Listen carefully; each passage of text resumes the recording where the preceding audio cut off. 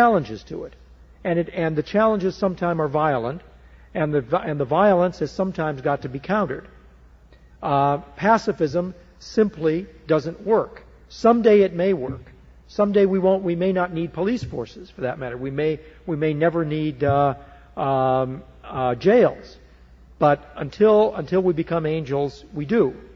And we need a system, and to my way of thinking, the system that is represented by Europe and by Japan and by the United States and by increasingly countries in Latin America is the very best system that we currently have available, and that the spread of this kind of system, preferably not preferably, entirely by the free will of the people of the various countries of the world, which is going on at this very moment, and which is what the crisis in the Soviet Union and Eastern Europe is all about, will come to pass.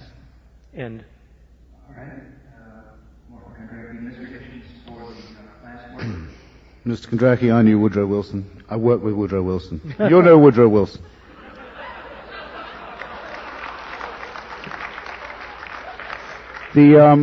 The most coldly and accurately written account of the casualty figures to have appeared in the American press, the one that quoted Schwarzkopf's private briefing to Bush and others and made 100,000 the low estimate for uniform casualties only, was in the Wall Street Journal of the 22nd of March. But I have to disappoint you, it wasn't on the front page, it was on the back page. Nonetheless, it was there.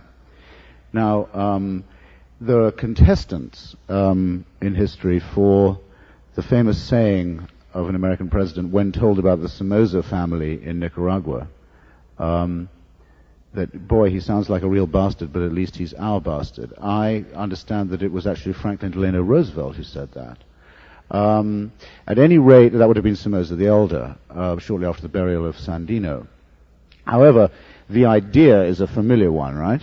And it has been part of our critique, those of us on this side of the House, that feeling about Saddam Hussein was part of the policy, surreptitiously remains part of the policy, and may become central to the policy, thus that all arguments based on the vile nature of the Saddam Hussein regime that take that as the justification for the war fall under the heading known to you all of the non sequitur.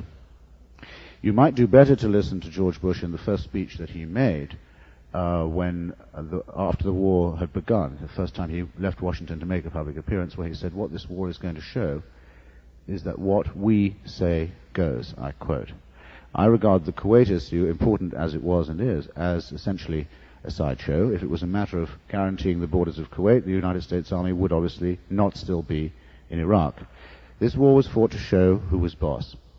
That is of the first importance, because the discovery of who's boss will depend, as it has in the past, on the awarding of prizes to different proxies for different strategic and regional and colonial purposes.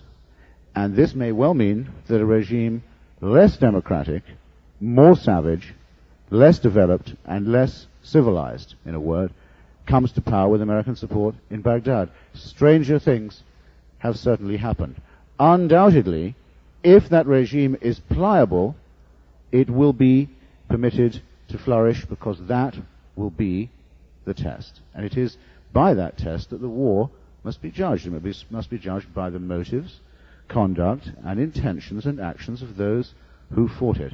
And I would submit that those motives are base enough for me to say that they weren't worth taking a single Iraqi life, and I've never felt more confident and justified in taking a position than this one. Thank you.